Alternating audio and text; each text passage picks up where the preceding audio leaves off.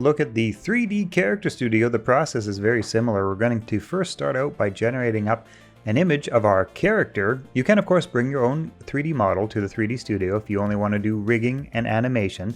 So I've generated up this character here. You can use one of any of the different models that are available. Basically, these are all the best models in one place. We've got Hunyuan 3.1, Meshy 6, Trellis 2, Rodin 2, and Tripo 3.1, basically all the latest and the greatest models available in one place. I find that the different 3D AI generator models are not necessarily greater than or equal to each other, but they tend to produce different results depending on your starting source image. Here we have the Meshy 6 version, here we have the Tripo 3.1 version, and here we have the Hunyuan version.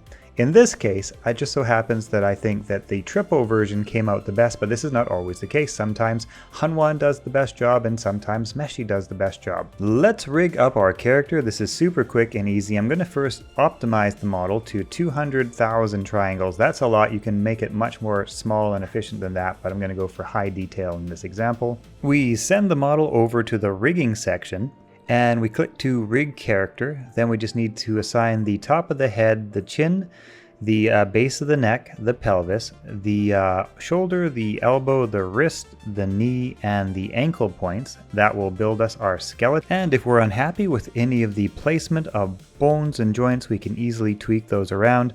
Let's go ahead and compute the weights on this character. And then from here we send our character over to animate. Now this is extremely cool because we can do text to animation prompts. So I could say a person does a strong front kick. A person is waving with their right hand. A person is walking, whatever the case may be.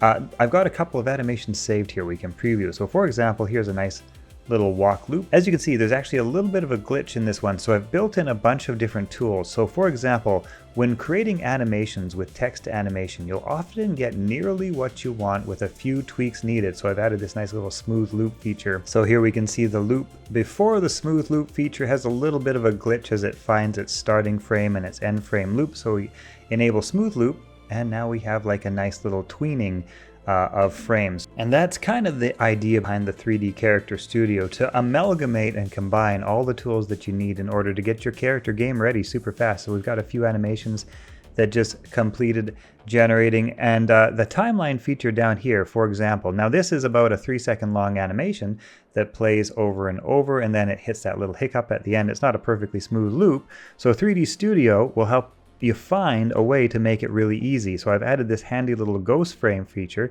so you can kind of like cycle through, okay, there's step 1, step 2, and now it comes back to the beginning, and it looks like right about here is where the loop would actually be. So I take the end frame, put it there, and we'll hide that ghost frame, and let's see, have we got a nice smooth animation loop? Yeah, basically. Let's see, take away a frame, add a frame.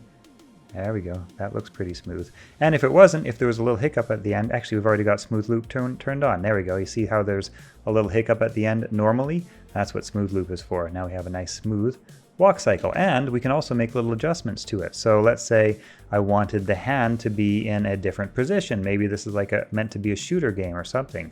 That's no problem. We can actually just adjust that around, and now the hand position is going to change for the rest of the animation. Maybe we want the head to be a little bit different. We can twist the bones a little bit. Maybe she's looking to the right as she walks, or whatever the case is. Little tiny tweaks you can make to the base animation that AI generates, and when you're all done and happy, you can export to Unreal Engine, Unity, whatever. It works in any game engine format, vibe coding, etc. And I have found that text animation features actually work pretty well. Here I requested a rifle walking animation. Here we've got a happy little dance loop. Here we've got a swimming animation, which I think came out pretty good. I've added actually a few features in to make certain animations. So for example, swimming animation kind of goes up and down like this, right? So I've added in this handy little hip lock feature, so you just get a nice locked in place animation. There's a couple other ones like that. I've also added IK hand gun markers. Basically, these work sort of like magnets, right? So the rest of the animation will stay and play the same, but your character's hand will be attracted towards an IK gun. So if you're trying to create a character for like a first-person shooter, you're going to want stability in your character's hand. So what we can actually do here is even lock that hand position with the IK hand lock. So now the character's hand's going to stay perfectly stable. That's a little bit of an awkward position, I know. We can actually go ahead and twist this hand into place so that it's actually, you know, kind of going to be holding the rifle. And then we've got this perfectly fixed in place hand position for holding your FPS gun, whilst the rest of the arm animation plays as normal. So, and you can of course do that on the left and the right, or one or the other, and you can lock those up and get those sort of perfect positioned hands for your whatever you're carrying, whatever your character's holding. And that's a look at 3D Character Studio. Overall, I've been very impressed with the animations that you get back, and only 2 cents per animation. You can't argue with that too much.